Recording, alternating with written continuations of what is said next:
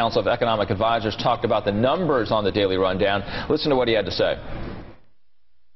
Recoveries don't move in straight lines. We're going to have some quarters that are stronger than others. I think if you step back, we see that the economy has added jobs every month. For the last 28 months, we've added private sector jobs, a total of 4.4 million over that period. Doug, what's your reaction to that? Well, I think this is part of an ongoing attempt by the administration to say that these very, very bad numbers are just the new normal, that this is what is to be expected in these circumstances, and the public somehow doesn't need to be disappointed.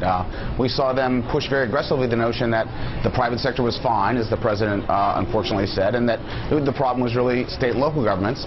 The facts are that that's not what went on in this jobs report, and that over the course of his term, the public sector is bigger and the private sector is smaller. So these are bad numbers, as Mort said, and the president's going to try to, make them look as good as possible and then turn and attack his opponent.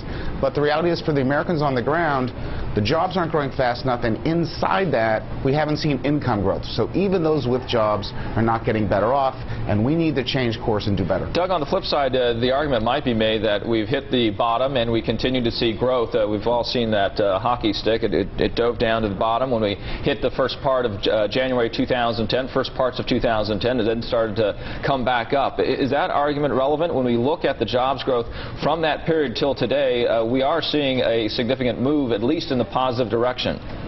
It is to be expected that the economy recovers from recessions. There's a built-in natural recovery mechanism.